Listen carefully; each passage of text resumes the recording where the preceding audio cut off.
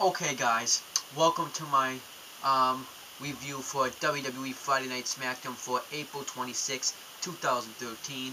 And on this Smackdown you had JBL, Michael Cole, and Josh Matthews on commentary. Now this was an awesome Smackdown.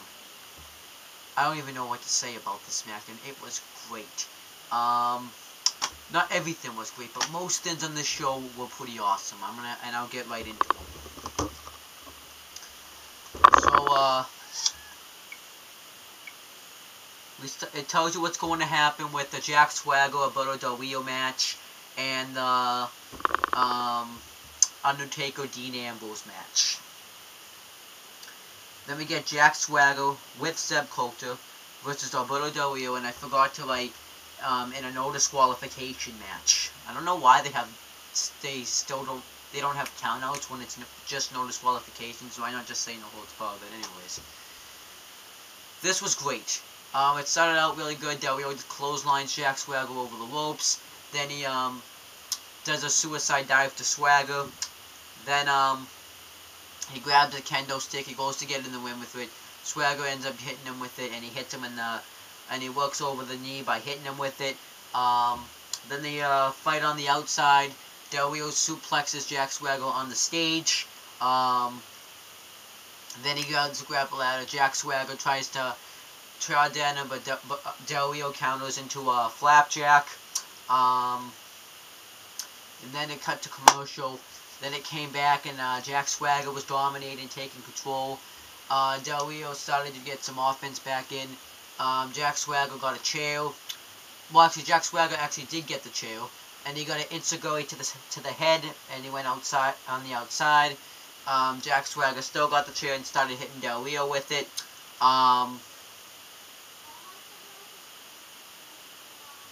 Then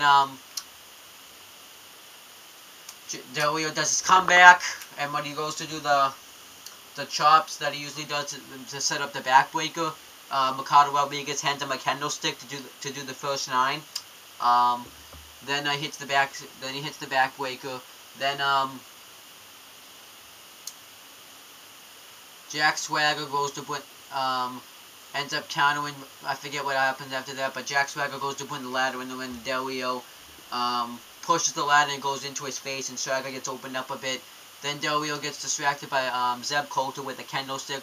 Then he turns around and Jack Swagger hits him off the head with the ladder. Then he goes to get in the ring, and Del Rio gets him in the cross arm breaker. Jack Swagger, Zeb Coulter hits Jack Swagger the kendo stick while he's in it, and Jack Swagger hits him to get out of it. Then he throws the ladder on him and hits the gut wrench powerbomb for the win. I think Jack Swagger needed to win this match since Del Rio had beaten him twice. So it would have made Jack Swagger look really weak if he had lost here. So I'm glad they had him win here, and I wasn't expecting him to win off the gut wrench powerbomb. I thought this was a great way to open the show. Then it shows the Bret Hitman Hart the Dungeon Collection DVD ad. It just shows what Sheamus does when he's not working out. I doubt he actually just sits there. Maybe the first time, but I doubt he did it any other time. We get Oksana versus Layla. I just listen to music. I listen to I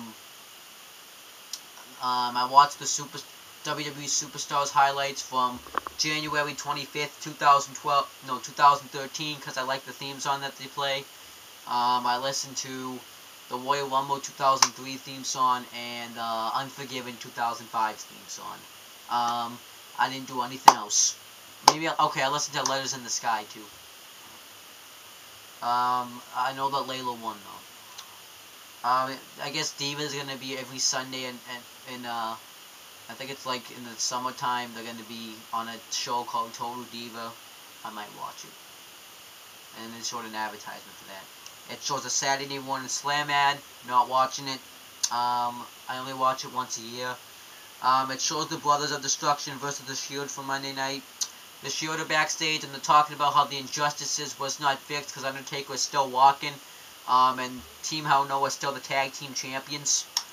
So they're going to fix that. So I'm thinking Dean Ambrose and Seth Rollins versus Team Hell No at Extreme Rules for the Tag Team Championships in some sort of like tables match or something. Dean Ambrose said that he's gonna do something that that no one could do at 21 WrestleManias. So I think and that's beat The Undertaker.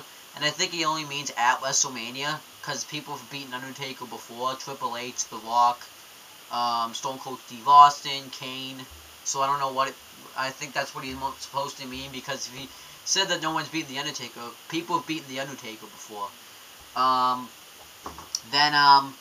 He says that Undertaker will. Seth Rollins says that Undertaker won't be resting in peace. He will bleed and believe in the Shield. Then we get Fandango versus Justin Gabriel. Decent match. Fandango does that kick that he did to Chris Jericho to cost Jack Swagger, to cost him a match with Swagger. Then Gabriel went for a high cross body. Fandango countered to a kick. Then he did a Russian leg sweep. Then he went back to the leg drop this time. I don't know why, but that's how he won the match. And then there was no Chris Jericho. I think he was on. I think they said something about him playing in Fozzy, so that must have been why he wasn't there. Then it's also for all mankind, the life and career of Mick Foley DVD ad. We get Sheamus versus Big Show. Another decent match. Big Show completely looks very strong in this match. He throws Sheamus into the steel post. He does kind of like the clubs that Sheamus does, but he does them with the chops, and Sheamus does the clubs eventually. And then Big Show throws Sheamus into the steel steps. Then Sheamus hits a DDT and does his comeback, does the Celtic Cross to Big Show. He goes to hit the blow kick, but Big Show escapes. Then Sheamus does a high flying move on Big Show. Then he goes to go off the top rope. Mark Henry comes through the crowd, and well, it shows you in the Randy Orton match, but he comes through the crowd and moves the steps to get Sheamus' attention. Then Big Show hits the knockout punch while Sheamus is on the turnbuckle. He pins him for the win, so Big Show's the winner. Furthers the feud between Sheamus and Mark Henry. We get a WWE Shop.com ad. We get William Regal versus Wade Barrett. Wade Barrett says that there was like no criminals or something in England, and then he says they didn't find William Regal, so he's gonna beat William Regal. I don't really know what that was about, but the match should have been longer, because I think those guys could have had a better match if they had more time. But really all that happened was William Regal just had offense, and then Barrett kicked him in the ribs. He went for his bull hammer. Regal does the Regal throw, and then he goes for the knee trembler, and he gets hit with the bull hammer. And he ducks and Barrett hits him with the bull hammer for the win. So I think the match should have been a little bit longer. I think they could have had a great match. Then it shows Triple H accepting Brock Lesnar's challenge. We get Randy Orton versus Mark Henry. It was okay, not the best. Mark Henry goes to power Randy Orton into the and put his shoulder into the turnbuckle, but but Randy Orton gets out of it and throws Mark Henry into it. Does his comeback. Then well, actually earlier in the match too, Mark Henry moved for the World's Strongest Slam, and I thought that was gonna be it already. Mark Henry drives Orton back into the turnbuckle, then he goes to get in the ring, I guess, and give him the World's Strongest Slam. Sheamus comes out and hits him with the blow kick, and then Randy Orton's at first pissed that Mark Henry when Sheamus cost him the match, but then he just tells him to do the RKO, and then he does the RKO's Mark Henry. It was fine. I didn't really care about that though.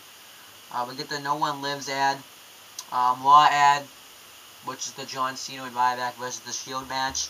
Raw rebound shows the Mick Foley and Ryback face off, and the Shield, and you know I talked about it. Then we get Undertaker versus Dean Ambrose with Seth Rollins and Roman Reigns.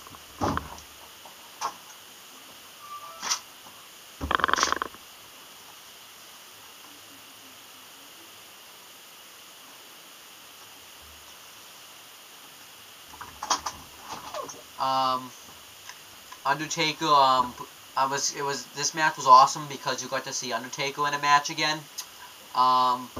One part in the match, Taker does that leg drop, so he's trying to hold his ground and make sure the Shield doesn't get involved. He misses that boot that he always does in the corner. And I always questioned, I know this is a storyline, but in storyline-wise, why would you keep going for that boot if you miss it every time? Wouldn't you just not go for it at all? I'm just saying, though. It's just why would you go for that in the first place? He never hits it. But then Dean Ambrose takes control, does a drop kick, and that sends Taker outside the ring. While Taker's tied up into the rope, he does a drop kick there. Then he mocks Undertaker by doing this, and then Undertaker grabs his throat, and he acts like he's gonna choke slam him, but Roman Reigns gets on the apron, and no, it's Seth Rollins that gets on the apron. No, it's not. I forget which one it is, but one of them gets on the apron, so he gets attacked. Roman Reigns gets on the apron, and Dean Ambrose low blows him and does a DDT to Undertaker, and goes to cover him there, but he kicks out. Then Undertaker hits the choke slam, does the Hell's Gate and Dean Ambrose taps out. So I guess the Shield technically has a loss, but I still say that they don't have a loss as a team yet. So then after the match, Seth Rollins and Roman Reigns attack the Undertaker. Undertaker fights him off. He throws Roman Reigns into the barricade, and he throws Seth Rollins into the crowd, almost hitting Lillian Garcia. He grabs a chair and hits Dean Ambrose with it. He goes to chokeslam Seth Rollins off the barricade, but Roman Reigns spears him through the barricade by the timekeeper's area.